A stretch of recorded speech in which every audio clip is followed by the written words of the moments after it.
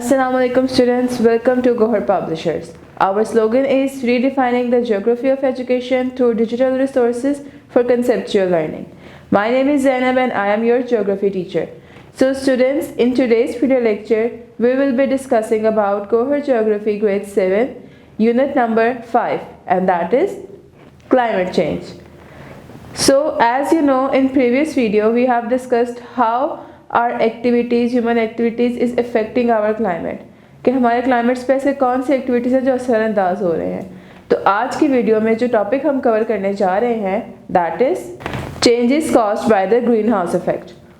अब now you must be wondering कि what is green house effect. तो students, जो भी हम एक्टिविटीज़ कर रहे हैं, हम ह्यूमन एक्टिविटीज़ करते हैं जिसकी वजह से कुछ गैसेस रिलीज़ होती हैं जो हमारे एटमॉस्फेयर को इस तरह से ब्लैंकेट की तरह कवर कर लेती हैं और उनमें हीट ट्रैप होना स्टार्ट हो जाती है। That is basically called green house effect.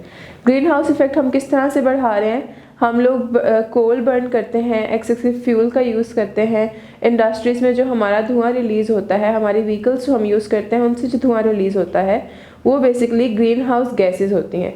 उनसे हमारे एनवायरनमेंट में, हमारे एटमॉस्फेयर में बहुत ज़्यादा जो है कार्बन डाइऑक्साइड, नाइट्रस ऑक्साइड जो है वो बहुत ज़्यादा इंक्रीज़ होना स्टार्ट हो जाती है। और जब ये दो गैसेस इंक्रीज़ होती हैं तो ये हमारे अर्थ में हीट को ट्रैप करना स्टार्ट कर जाती हैं, जिसकी वजह से हमारा क्लाइमेट जो है दिन ब दिन चेंज हो रहा है। एक रीज़न तो ये है। दूसरी रीज़न ये है कि हम एक्सेसिव जो ट्रीज़ होते हैं, ऐसे ट्रीज़ बेसिकली क्या करते हैं कि जो भी कार्बन डाइऑक्साइड हमारे एनवायरनमेंट में, हमारे एटमॉस्फेयर में ज़्यादा होने लगती है, ट्रीज़ उसको अपने अंदर अब्जॉर्ब करते हैं। लेकिन हम लोग क्या कर रहे हैं कि हम लोग उन ट्रीज़ को कट करते जा रहे हैं, हम डिफॉरेस्टेशन की तरफ जा रहे हैं। जब ट्रीज़ ही नहीं रहेंगे तो इट मीन्स कि वो कार्बन डाइऑक्साइड को अब्जॉर्ब नहीं कर सकेंगे, और जब कार्बन डाइऑक्साइड अब्जॉर्ब नहीं होगी तो वो एटमॉस्फेयर में बढ़ती जाएगी, जिसकी वजह से क्लाइमेट पे इफेक्ट होगा। Now the third activity we are doing is increasing livestock farming. Livestock farming से क्या होता है कि जो भी कैटल्स होते हैं, जो उनका वेस्ट होता है, उससे हमारे एनवायरनमेंट में, हमारे एटमॉस्फेयर में मीथेन का इंक्रीज ज़्यादा होता है। तो एज वी हैव डिस्कस्ड कि जो ग्रीन हाउस गैसेज होती हैं वो कौन कौन सी होती हैं? Carbon dioxide, nitrous oxide, methane and water vapours. तो इनमें से कोई भी गैस, किसी भी तरह की गैस का या किसी भी टाइप की गैस का एक्सेसिव प्रेजेंस जो है हमारे एनवायरनमेंट में, हमारे एटमॉस्फेयर में, हमारे क्लाइमेट के लिए नुकसानदेह है। Now let's move toward our next topic, that is ozone layer. अब ओजोन लेयर क्या होती है? ओजोन लेयर हमारे अर्थ के इर्द गिर्द एक लेयर है जो कि हमें सन की अल्ट्रावायलेट रेडिएशन से महफूज करती है। ये एक ऐसी लेयर है जो कि सन की अल्ट्रावायलेट रेडिएशंस को अर्थ तक पहुंचने से स्टॉप करती है। अब ओजोन लेयर की हमारे एटमॉस्फेयर में किस तरह से अहमियत है कि अगर अब ओजोन लेयर की हमारे अर्थ के लिए या हमारे एटमॉस्फेयर के लिए क्यों इतनी अहमियत है? वो इसलिए कि सन की जो अल्ट्रावायलेट रेडिएशंस और जो डेंजरस रेज हैं, अगर तो वो ओजोन लेयर को पास थ्रू करके हमारे अर्थ तक पहुंच जाएं तो वो बहुत सारी डेंजरस बीमारियों की वजह बन सकती हैं। Like it can cause skin irritation and also can cause skin cancer, और आई इरिटेशन होती है। बहुत सारी इस तरह की बीमारियां जो हैं वो इसकी वजह से होने लग जाती हैं।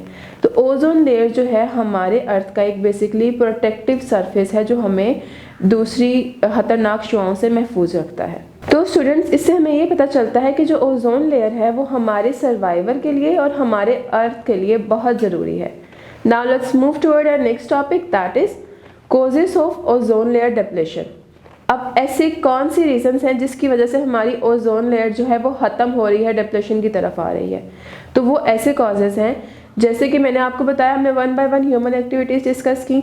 अब ह्यूमन एक्टिविटीज़ तो हो रही हैं, लेकिन ऐसी कौन सी ह्यूमन एक्टिविटीज़ हैं या ऐसी कौन सी चीज़ें हैं जिसकी वजह से हमारी ओजोन लेयर जो है वो तबाह हो रही है या ख़त्म होने की तरफ आ रही है?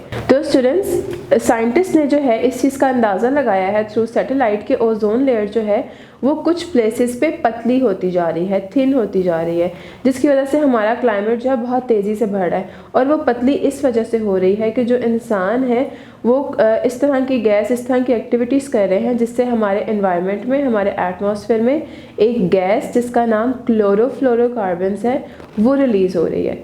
अब क्लोरोफ्लोरोकार्बन्स जो है वो बेसिकली फ्लोरीन और कार्बन डाइऑक्साइड का मिक्सचर है। तो कार्बन डाइऑक्साइड तो वैसे ही हमारे एटमॉस्फेयर के लिए बहुत नुकसानदेह है, तो जब क्लोरोफ्लोरोकार्बन हमारे एटमॉस्फेयर में रिलीज़ होती है तो वो हमारी ओजोन लेयर को ब्रेक करने की कोशिश करती है। तो ज़्यादा एक्सेसिव क्लोरोफ्लोरोकार्बन गैस का रिलीज़ होना ये हमारे ओजोन लेयर की डिप्लेशन की सबसे मेन रीज़न है। और ये कौन से रीज़न्स हैं कि हम एक्स्ट्रा फ्यूल बर्न कर रहे हैं, हम रेफ्रिजरेटर, अब ये जो गैस है क्लोरोफ्लोरोकार्बन ये जो हम एक्स्ट्रा रेफ्रिजरेटर्स यूज़ करते हैं या हम एयर कंडीशनर्स यूज़ करते हैं, जो इनसे गैस रिलीज़ होती है ये बेसिकली क्लोरोफ्लोरोकार्बन्स होती हैं। तो स्टूडेंट्स ये सारी एक्टिविटीज़ हैं जिसकी वजह से हमारी ओजोन लेयर ख़त्म होने के दहाने पर आ रही है। Now let's move towards our next topic, that is measures to overcome the problem of ozone depletion. कि ऐसे कौन से मेजर्स हैं जिनको हम अपना के या जिनको हम अप्लाई करके अपनी ओजोन लेयर को ख़त्म होने से बचा सकते हैं। तो सबसे पहला जो स्टेप है जो इंसानों को लेना चाहिए, जो हमें लेना चाहिए बीइंग अ ह्यूमन बीइंग, वो ये है कि हमें अपने रेफ्रिजरेटर्स और एयर कंडीशनर का यूज़ बहुत कम कर देना चाहिए। हमें ऐसी चीज़ें इस्तेमाल ही नहीं करनी चाहिए जिससे क्लोरोफ्लोरोकार्बन्स जो है वो रिलीज़ हो। एक इंफॉर्मेशन कलेक्ट हुई है एरोनॉटिक्स स्पेस एडमिनिस्ट्रेशन से, जिसके मुताबिक साइंटिस्ट ने ये बताया है एज़ कम्पेयर टू बिफोर आजकल जो है क्लोरोफ्लोरोकार्बन्स का यूज़ कम हो चुका है।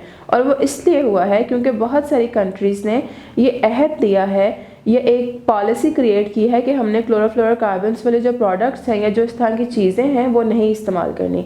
Now the chlorofluorocarbons has been replaced by hydrochlorofluorocarbons, it's hydrogen, chlorine and fluorine gases, जो कि हमारे एनवायरनमेंट के लिए एज़ कम्पेयर टू क्लोरोफ्लोरोकार्बन्स जो है बहुत ठीक है। So students, that is all for today. I hope you have enjoyed the video. Now we will see you in another video. तब तक के लिए अपना बहुत ख्याल रखें। अल्लाह हाफिज़।